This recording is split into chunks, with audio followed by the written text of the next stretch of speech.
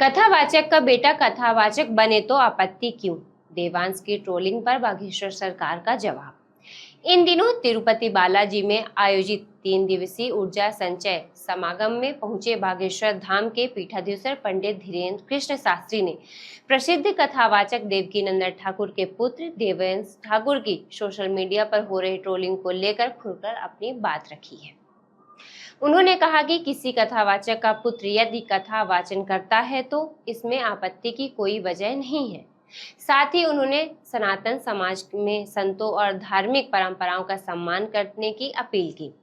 बागेश्वर सरकार ने कहा कि यदि किसी डॉक्टर का बेटा डॉक्टर, किसान का बेटा किसान, पुलिसकर्मी का बेटा पुलिसकर्मी, नेता का बेटा नेता और अभिनेता का बेटा अभिनेता बन सकता है तो कथावाचक का बेटा कथावाचक बने, इसमें आपत्ति क्यों होनी चाहिए। उन्होंने कहा कि देवकीनंदन ठाकुर ने बड़े पुत्र देवांश ने कथावाचन की शुरुआत की है और उनकी वाणी की सराहना भी हो रही है, लेकिन सोशल मीडिया पर कुछ लोग उनका उपहास उड़ाकर मीम्स और टिप्पणियां कर रहे हैं, जो दुर्भाग्यपूर्ण है। उन्होंने कहा कि यदि किसी को किसी की कथा पसंद नहीं आती तो वह ना सुने, लेकिन संतों तथा कथावाचकों और सनातन परंपरा का सार्वजनिक उपहास नहीं किया जाना चाहिए।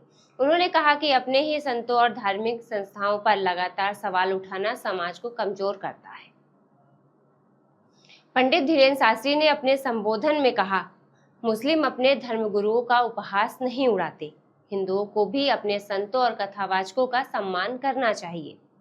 अरे भाई, ये वाली बातें जो तुम संतों पर कहते, कथावाचकों पर कहते, कभी नेताओं पर नहीं कही।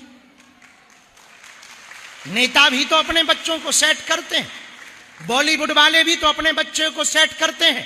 और डॉक्टर का बेटा डॉक्टर बने तो क्या गुनाह है?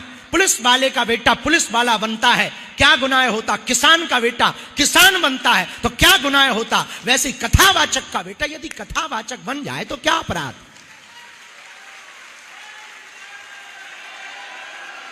फिर भी इसी हिंदू धर्म के लोग पोस्टें डाल रहे, मीम्स बना रहे और बच्चे को टारगेट कर रहे हैं। हम इतना ही कहेंगे, कम से कम मुसलमानों से सीखो, वो अपने धर्म गुरुओं की कभी उपहास नहीं उड़ाते। और वो हिंदू नहीं है जो एक हिंदू होकर दूसरे की टांग खींच। अरे भाई, कथा तुम्हें नहीं सुननी तो तुम उनके पंडाल में मत जाना। वो कौन सा तुम्हें जबरदस्ती किडनैप कर रहे हैं? तुम्हें किडनैप थोड़ी कर रहे हैं भाई। तुम्हारा हमसे मन मिले तो मित्र बनाओ, गुण मिले तो गुरु बनाओ, चित्त मिले तो चेला, वरना रहो अकेला। बागेश्वर सरकार ने हिंदू समाज से मतभेद भुलाकर एकजुट रहने का आह्वान किया है। उन्होंने कहा कि समाज को जाति और आपसी विवादों से ऊपर उठकर सनातन की मजबूती के लिए साथ आना होगा।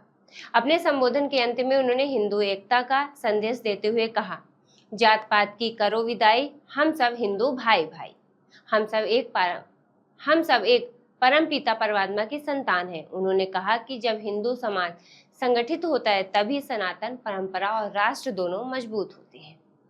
ऐसे ही नए अपडेट के साथ खबर नेशन से जुड़े रहें। खबर नेशन के YouTube चैनल को लाइक, सब्सक्राइब और शेयर करें।